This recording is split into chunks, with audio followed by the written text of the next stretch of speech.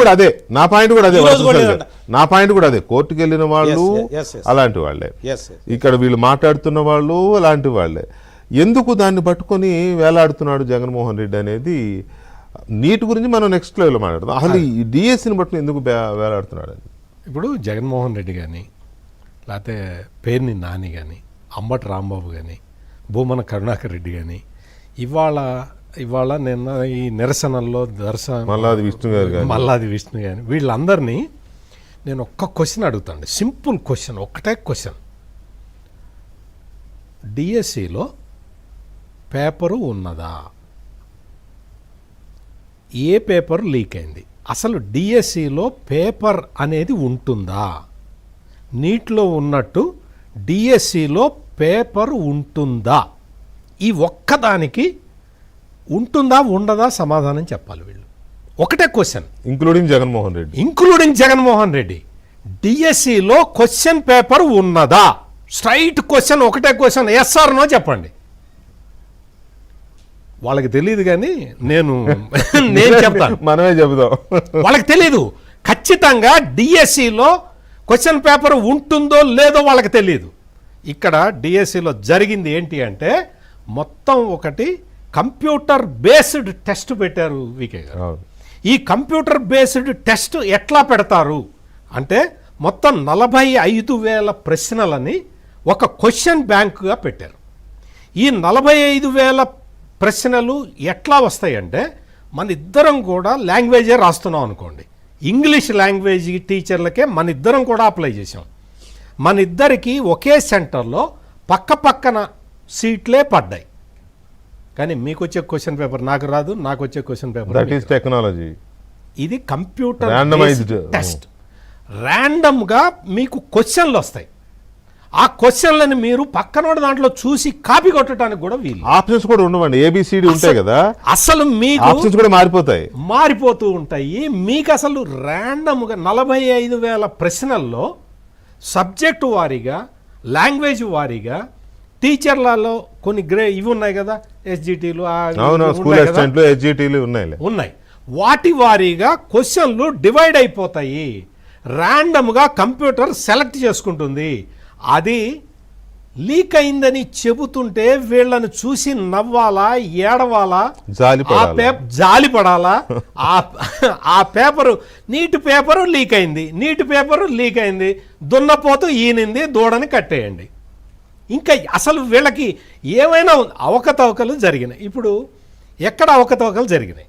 Horizontal reservation అనే ఒక సిస్టమ్ని తీసుకురావటం వల్ల, హారిజాంటల్ రిజర్వేషన్ వల్ల కొంత కన్ఫ్యూజన్ ప్రివైల్ అయిన మాట వాస్తవం. స్పోర్ట్స్ కోటాలో హారిజాంటల్ రిజర్వేషన్ వల్ల, హారిజాంటల్ రిజర్వేషను దీనికి అప్లై చెయ్యాలి కంపల్సరీగా, by compulsion horizontal reservation apply చేయాలి. ఎట్లా అంటే ఈ డిఎస్సిలో 16,000 పోస్టులు ఒకే కుప్పగా రాశిగా పోసి రిజర్వేషన్ అమలు చెయ్యలేరు, సాధ్యం కాదు. ఎందుకు అంటే చాలా కేటగిరీలు ఉన్నాయి, లాంగ్వేజెస్ ఉన్నాయి, సబ్జెక్ట్స్ ఉన్నాయి, జిల్లాల వారీగా డివైడ్ అయిపోతాయి పోస్టులు.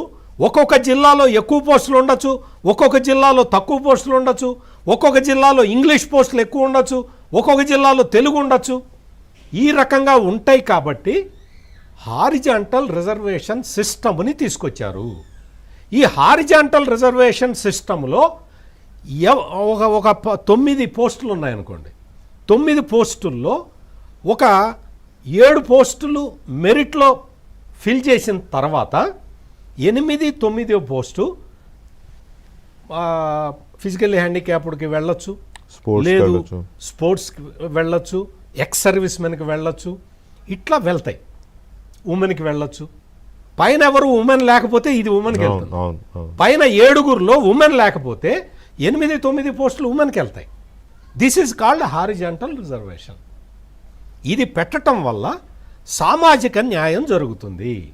అందుకోసం అని చెప్పి సుప్రీంకోర్టు కూడా ఇదే గైడ్ లైన్స్ని సపోర్ట్ చేసింది. అది నిజంగా నేను అదే అనుకోండి, ఎందుకంటే ఇది ఈ ప్రభుత్వం కనిపెట్టింది కాదు, హారిజాంటల్ రిజర్వేషన్ కాదు.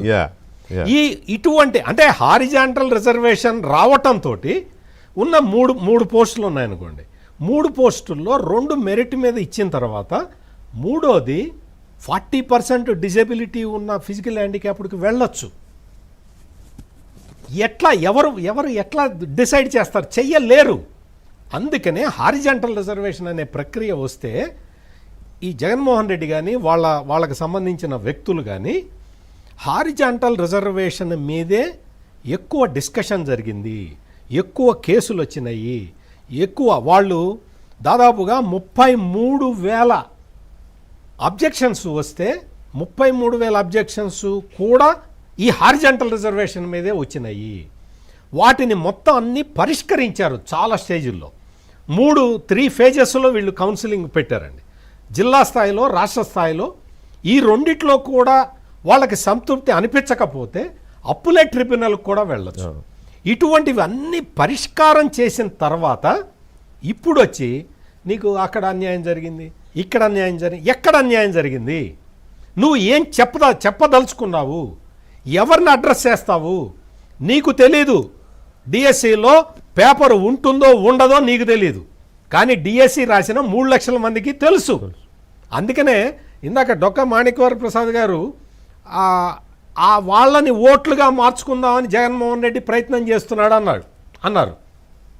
వాళ్ళని ఓట్లుగా మార్చుకోవటానికి జగన్మోహన్ రెడ్డి ప్రయత్నం చేస్తున్న మాట వాస్తవమే, కానీ వాళ్ళకి తెలుసు కదా పేపర్. వాళ్ళకి తెలుసు కాదు, వీళ్ళు చేసే ఈ పిచ్చి అర్థం లేని ఈ ఉద్యమం లేదా ధర్నా వాటెవర్, దీనివల్ల అందులో ఎవరన్నా 10% 20% సింపథైజర్స్ అయినా వీళ్ళు ఎంత పిచ్చోళ్ళ అని చెప్పి వాళ్ళు కూడా రివర్స్ అయ్యే అది అర్థం కావట్లేదు వీళ్ళకి. డిఎస్సిలో క్వశ్చన్ పేపరే ఉండదు అని తెలిసిన పేపర్ ఉండదని తెలియదు. హారిజాంటల్ రిజర్వేషన్ అనేది ఈ ప్రభుత్వం తెచ్చింది కాదురా బాబు, కోర్టు డెసిషన్స్ ప్రకారం అమలు అవుతుందని తెలియదు.